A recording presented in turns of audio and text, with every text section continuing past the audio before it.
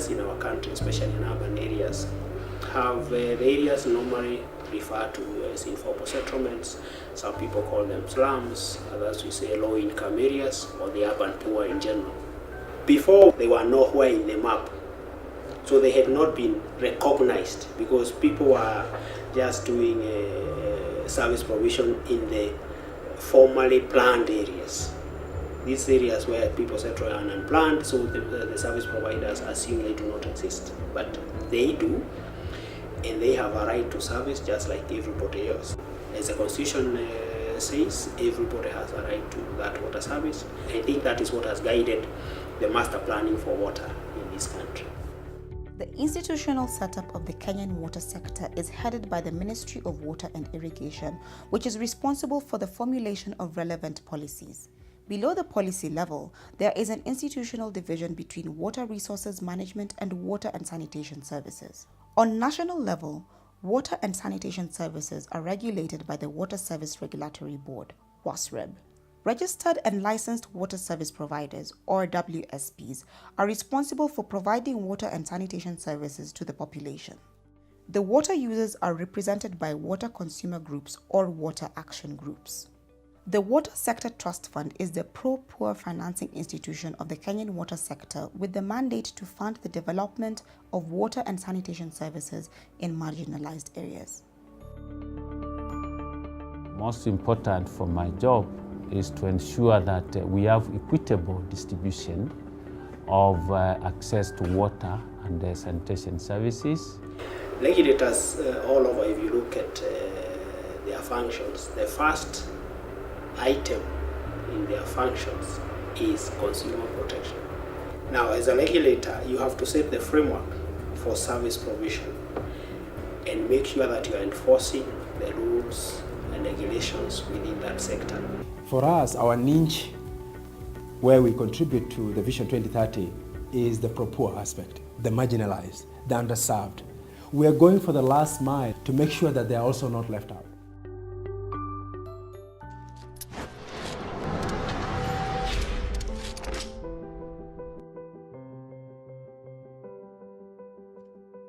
Water Sector Trust Fund implements through water service providers because of a couple of issues. Number one, they have the mandate to actually implement.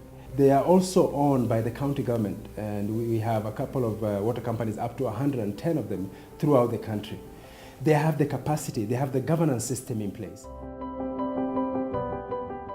We have a population of about 500,000 people in the area we serve. 200,000 people live in the 42 low-income areas, and those account for 40% of our customer base.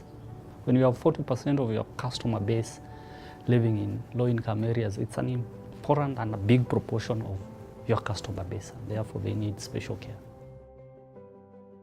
My role is first as a link between the WSP, that is the company, and the people in the low-income areas.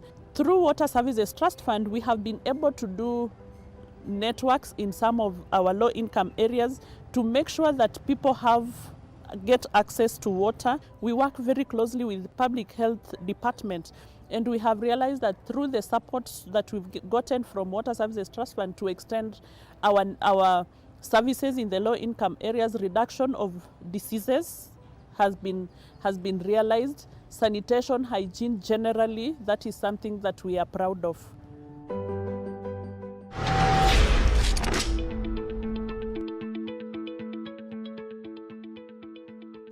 Accurate and detailed information is crucial for the management of any scaling up process.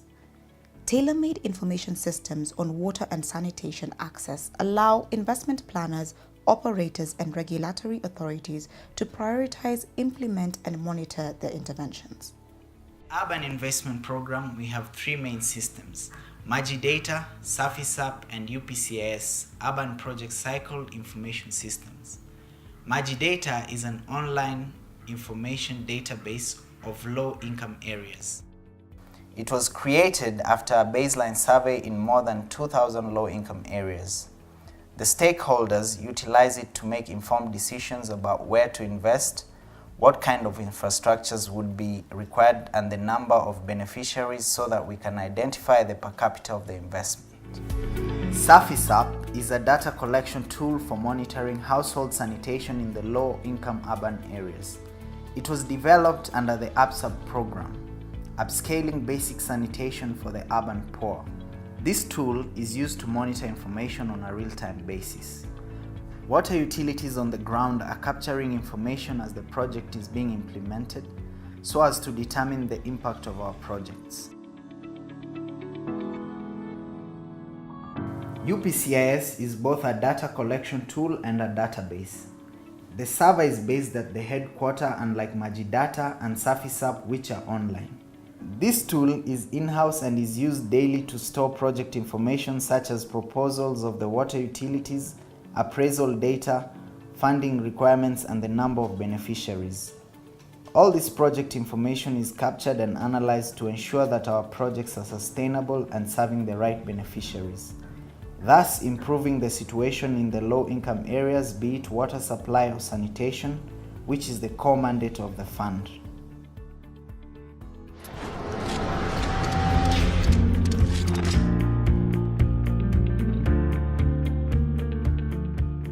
Despite increasing investments in the water and sanitation sector, the number of underserved residents in Kenya is increasing steadily. Mobilizing more funding remains a challenge for the sector, though it could be argued that finding better strategies to use and allocate available funding is even more important. The urban project cycle is the approach that the urban investment program uses for the funding of the water and sanitation services in the urban areas. WSTF has developed standard projects for water improvement measures in urban low-income areas such as network extensions, yard taps, public toilets, or kiosk construction. As part of this standardization of projects, WSTF has developed comprehensive toolkits that guide the water service providers through the application and project implementation processes. WSTF launches a call for proposals. Registered water service providers apply for funding to implement a selection of these measures in low-income areas within their service area. Successful proposals then receive funding and technical implementation assistance from WSTF, and the water service providers implement the investments. WSTF monitors the investments beyond the completion of the measures and continuously updates the tools and procedures based on the lessons learned. GIZ works on behalf of the German government on improving the living conditions of people in low-income urban areas in Kenya. And we focus thereby on improving water services and also sanitation services. Working with the Water Sector Trust Fund for us means that we can actually influence improvement of water supply and sanitation services countrywide. The Trust Fund's share of the overall investment in the water sector in recent years was less than 10%.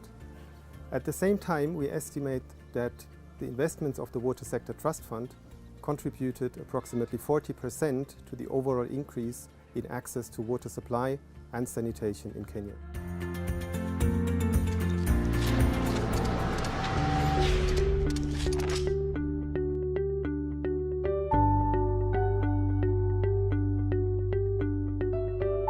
The Trust Fund projects in urban low-income areas primarily target the so-called last-mile infrastructure.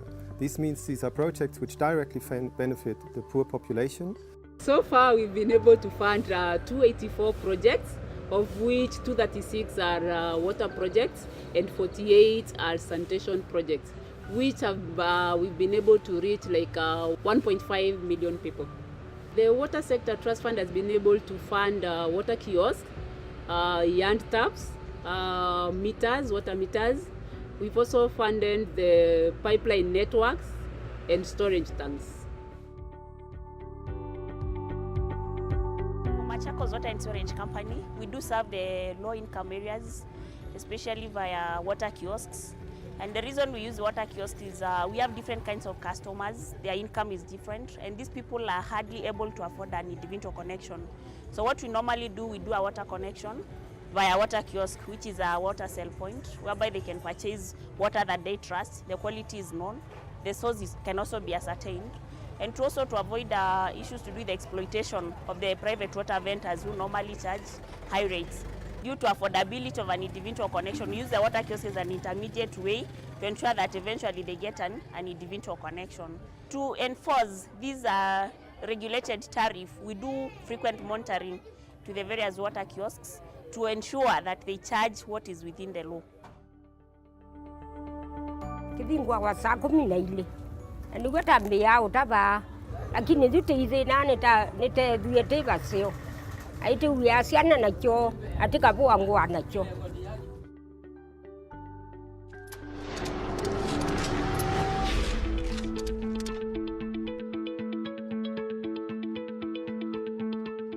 In order to provide a clean and healthy environment and to break the cycle of disease, the sanitation intervention must consider the entire sanitation service chain from toilet to treatment. Their activities include promoting and supporting the construction of public and household toilets and offering decentralized treatment facilities for safe disposal of the wastewater and fecal sludge. Niliujua wakati mkutano uliitwa na wakuu wa maji. Na nikasemekana yule angependa ajiandikishe, nikaamua kama ningejenga hii inaweza kufa, na inaonekana kweli ni safi kushinda hii.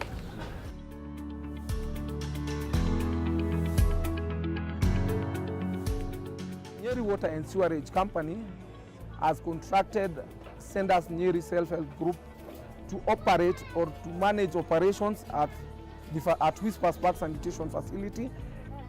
On average, we get around 500 to 600 plus visitors to the facility on a daily basis. Just for 10 shillings, one is provided for with tissue and a clean place to help themselves. So it's been of help to the community.